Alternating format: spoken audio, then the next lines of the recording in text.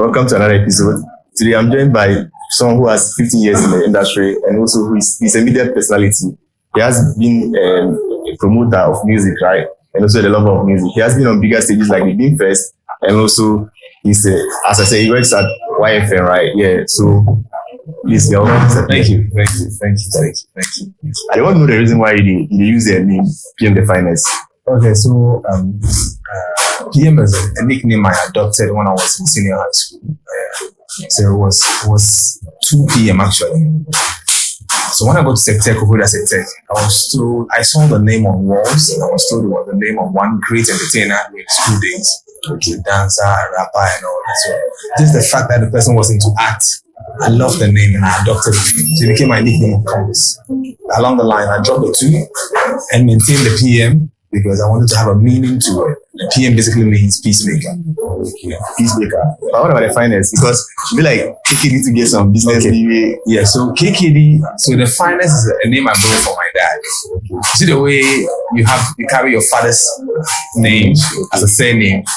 Because he's my father and also a mentor, I decided to also adopt one of his AKAs, which is the Finest. So he's KKD the Finest. So I adopted that and added it to my name, which is PM, making it PM the Finest. So that's it. So let's take it back to yesterday, right?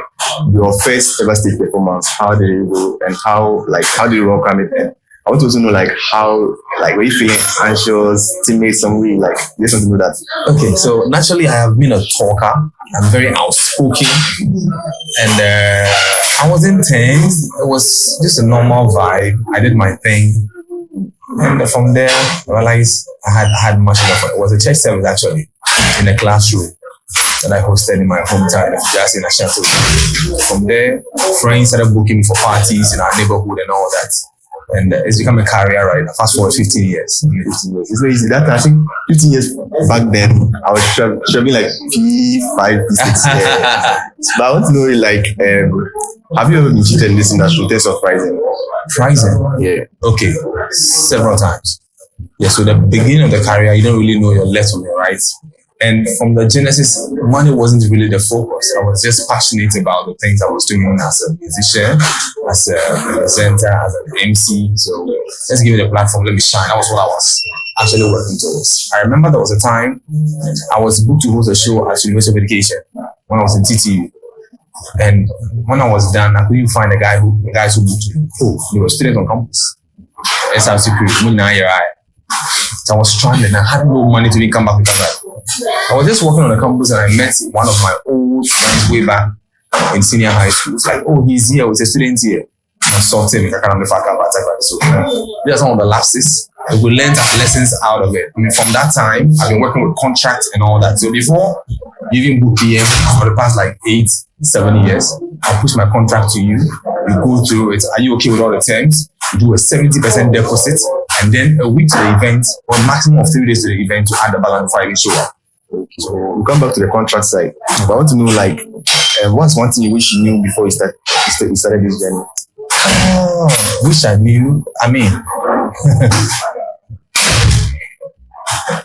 I tell people all the time that for me, seriously, no regrets, because I've been learning along the line.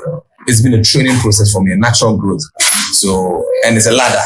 The more you climb up, the more you see the do's and don'ts, all the tricks in it.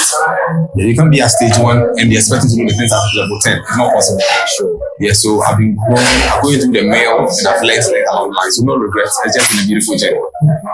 There's someone who has also invested a lot of, a lot into branding. Right? Yeah. What informed you to brand yourself separately from other promoters? You know, we have a lot of promoters like Rock Nation, maybe Paradise and the rest, but you are also different in your way. What informed you to start branding yourself as 15 years back? Yeah, so I am somebody who stands for excellence, and it's been part of me from childhood. Listening to the likes of Dr. Mensa Otabel, listening to the likes of KKD. I mean, it is something I had in me. So hearing from those people even ignited the fire the more.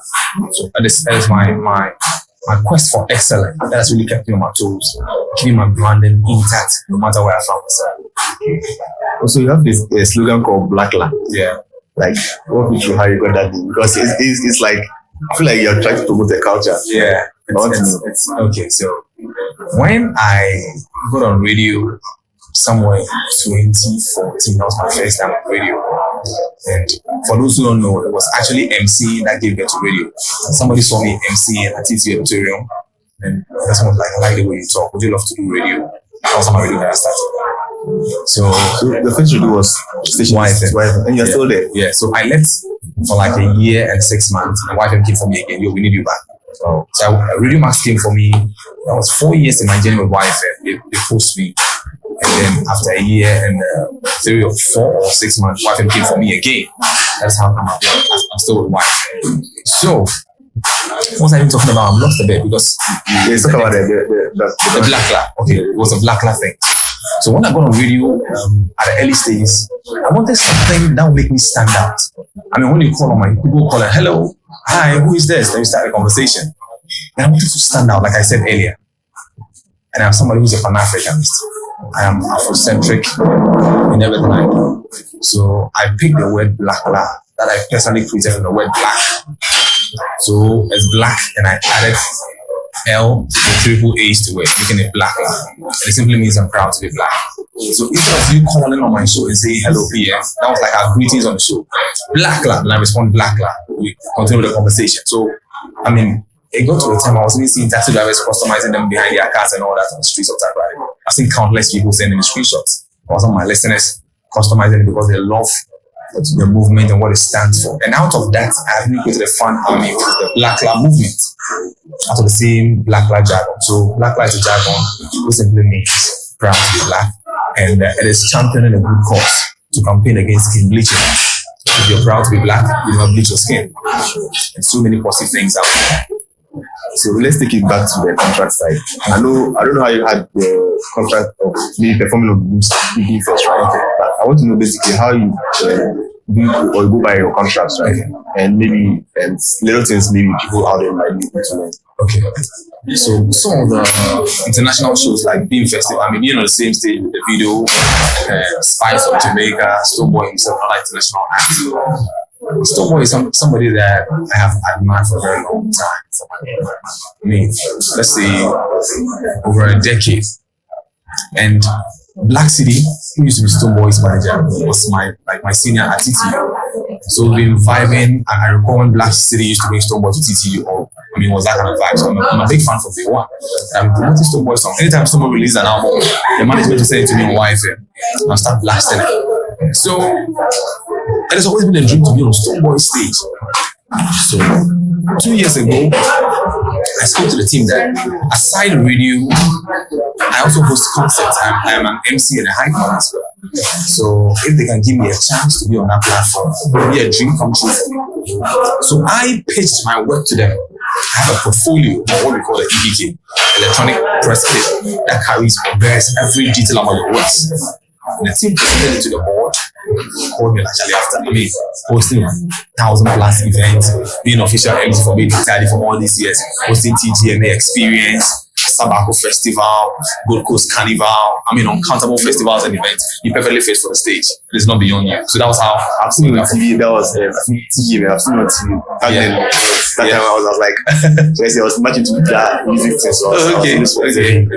But coming to like, weren't you frustrated because according to what you said right now, you said it took you 2 years before you weren't you frustrated? No. I am somebody, when I set a goal, I work towards it. And I've seen most of the goals I set manifest in time. Some of the dreams that I remember when I was interviewed on YFM about 8 years ago, I told my team that my dream is to host the BET Awards one day. That is a bigger goal. Fast forward, I'm on TGM stage. It means I'm getting there. Sure, understand? So I am never perturbed. All I do is to work towards it, and then God and nature will take care of the rest. So I was never, and I am that person who hardly give up when I have a goal. When I set the goal, I do everything possible to achieve it before I move on to the next one. So I was never disappointed or disturbed until the following. Basically, it's about patience. Exactly. So I also want to know how you met KKD and how has the journey been like with KKD? Because the first time I actually met him in person was during my masterclass. Yeah. I mean, when people in a region call me and they're like, how are you able to move this man all the way from Texas? So I believe in mentorship, and he's somebody I've always admired from childhood. Watching him host the Miss Ghana and all the big events in the country. Mention it. I mean, the KKD started going to the BET before the Saturdays coordination. You understand? He used to manage Kodenji way back, so he was the first person who took Kodenji to BET. So for those of you who don't know, Kodenji was the first Ghanaian to get BET nomination, even before the Saturdays was on board. People don't even know this. And it's the KKD and the team handling out there. So when I was on my national service and I was lodging a new site, I took my phone one of the days and I went on Instagram. I went to his profile. His handle is at his Royal Blackness KKD. And like 400 pictures. I commented on over 300 of them. Wow, KKD, you are an inspiration. You're my mentor. You're my daddy. I'd love to meet you one day. So I was basically writing all these comments and I fell asleep with a phone in my hand. I woke up in the morning and I took my phone just to get a notification up there on Instagram in my DM. I opened it. It was KK. Hi, PM. This is my number. You can call me between 6 a.m. to 6 p.m. so we can talk. That was it. So that was it for me. And I believe it was destined to happen because it's something that I realized I have so many things in common with. He loves fashion. He's a December born, I'm a December born. He's a left-handed person, I'm a left-handed person. What again? He doesn't do alcohol, I don't do alcohol. I realized, and I noticed all those things recently. He's a Sunday born, I'm a Sunday born too. So I realized it was just nature bringing us together. Somebody who is going to be my father figure, because I lost my father like 17 years ago. And I always pray for somebody who will be a father figure, and God gave me not just a father figure, but also a mentor in the field that I find myself in, communication field. So that is how it happened, and it's been a beautiful journey so far.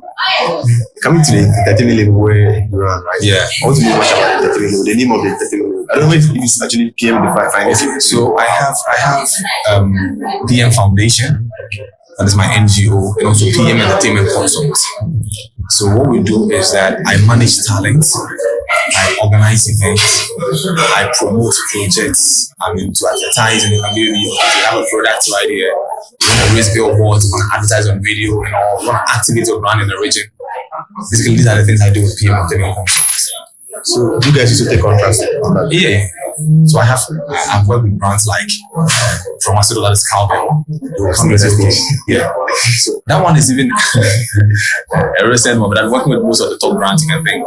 Yeah, and I also have talent that I manage, like I said, but my focus is more of MCs and DJs because of the field I found myself. I don't manage musicians. My focus, that's my focus. Because that's my field. I mean, everybody is doing managing musicians, but people don't know that DJs, hype men, MCs are all artists. An artist is a public performer. So a DJ, a dancer, a hype man, MC, they are all artists.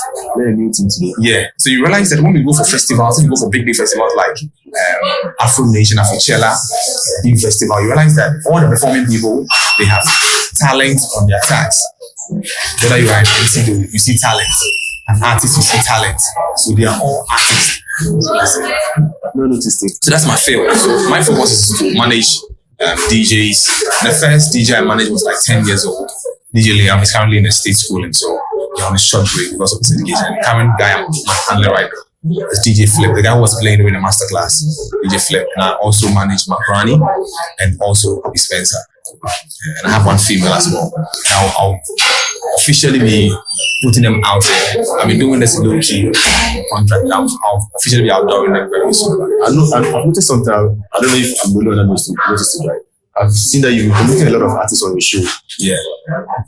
So, like, I am somebody who is naturally attracted to talent. I believe that the utmost way for one to hit or the best way for one to hit his utmost potential in life is by working with what God given talent.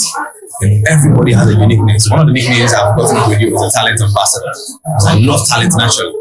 If you approach me and I see you have it, what do I need to do to support you? That's why naturally talent are always on my show. And even the Tuesday like this on my show, the theme for Tuesday on my drive is Terrific Talent Tuesday. So basically focus on talent. So let's come back to YFM. Right? You mentioned a little bit about how you started. I want to know much about like how you like much about the YFM, how you started, and probably the loopholes you've seen in YFM, maybe things that you think people that want to venture into public or media space like you can learn from. Oh yeah, so I think there's been lots of lessons, and I remember when I joined as an intern, there was a day one staff told me to walk out and move around because I was an intern and staff members were having conversations. Interns, I had to go roam out. And I'm somebody that when you look down on me or you underrate me or you doubt me, you've energized me to prove you wrong. That is how my energy works. If you don't doubt me, if you doubt me, what's saying? I deal with you to me. Because I will prove you wrong to make you a fan. Okay. So yeah, so those are some of the challenges. People underrating you in a space because you're an intern and all that. But you know what you carry, you know what you have. Don't let anybody dampen your spirit. Go for gold. And I remember I joined YFM as an intern in April. It was Easter Monday. So hanging out with some of my church members at Busia Beach Resort, and I had a call. It's a holiday. I want to try you on air.